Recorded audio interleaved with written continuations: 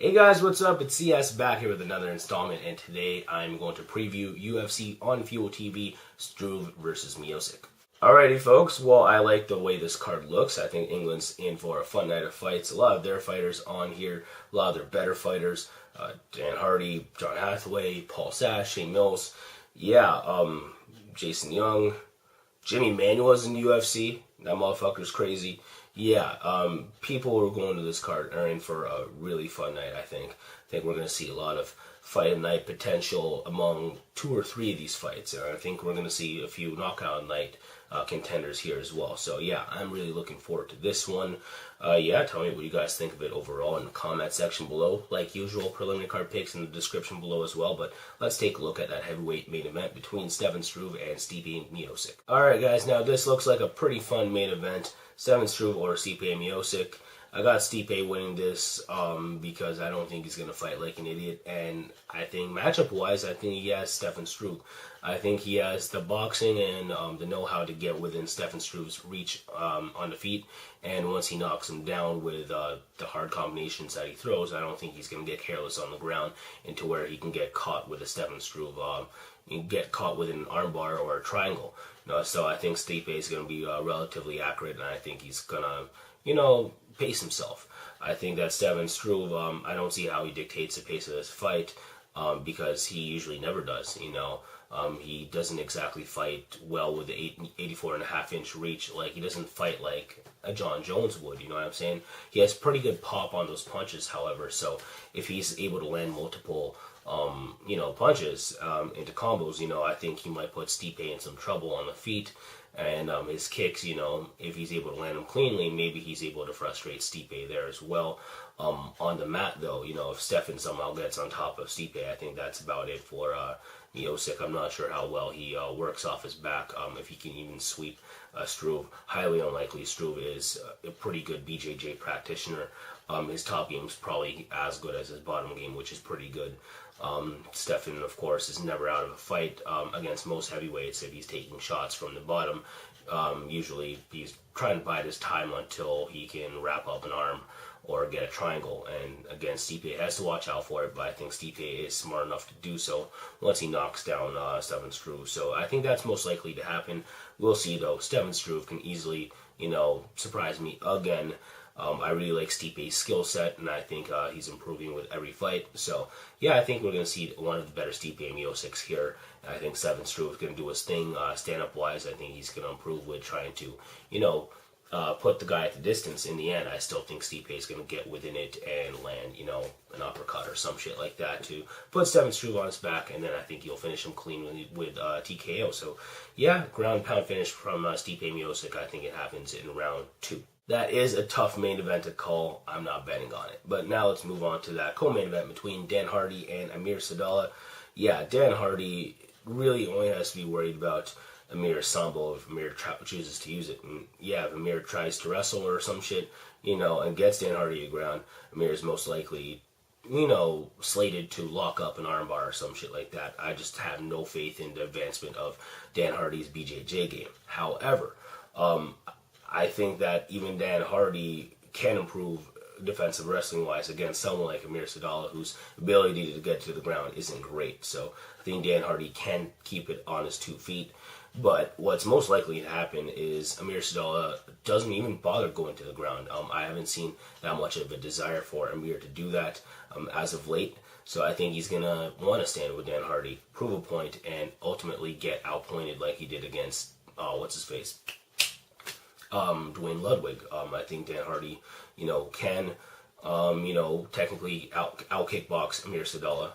I think Dan doesn't exactly get wild with his strikes, and he knows how to keep people at bay and, eventually land one of those nasty hooks, that put, Ludwig out. So, yeah, I think he can even knock down Amir Saddallah, possibly finish with TKO, but I think Dan Hardy's just most likely able to dictate the pace of this fight over the course of 3 rounds, pick up unanimous decision, at least 29-28 with that kickboxing. I think he's going to land heck of a whole lot more kicks and combinations in the end of the day, so that's why I'm picking him. Alright, now let's move on to another welterweight matchup on this main card. It's between Brits John Hathaway and John McGuire.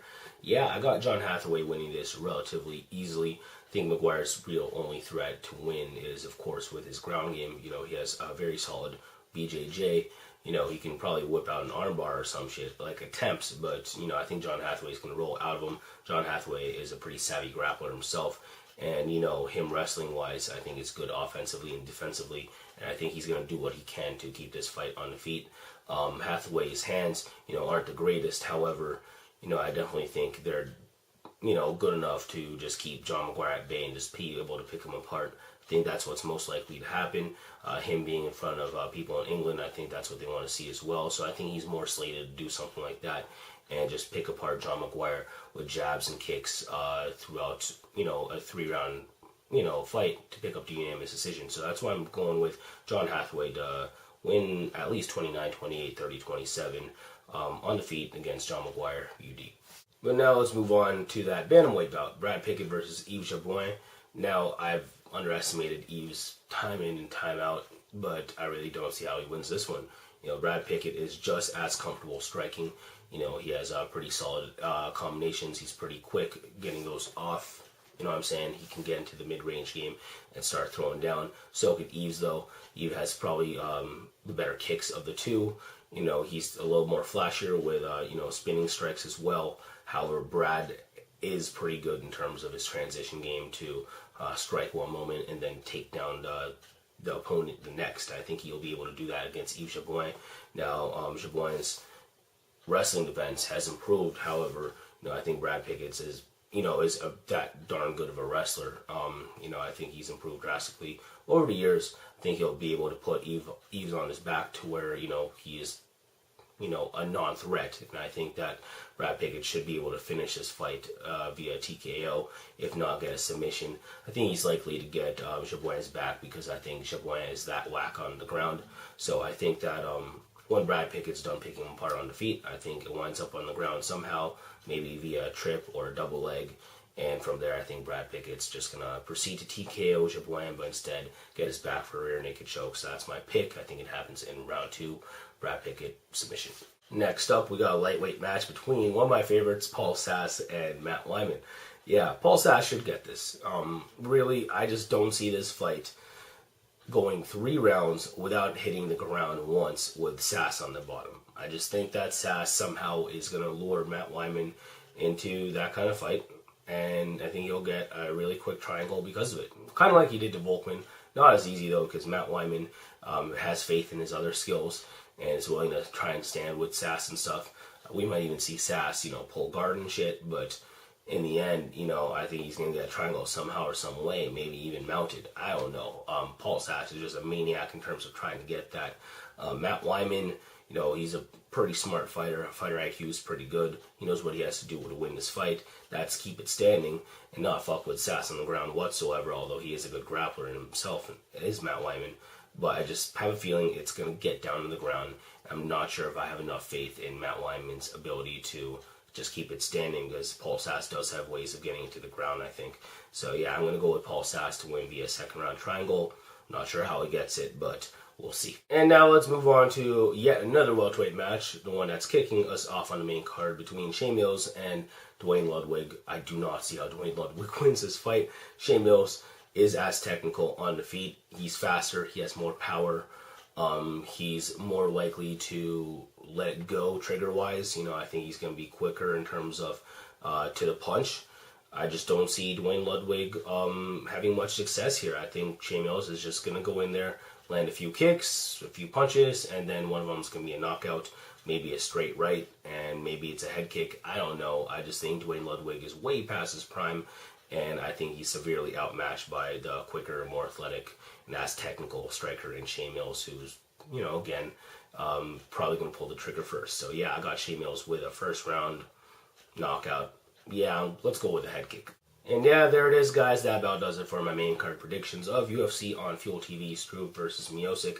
Again, preliminary card picks in the description below. Do not miss this card, guys. It is free, and I think it's going to be hella exciting. So yeah, I cannot wait for it.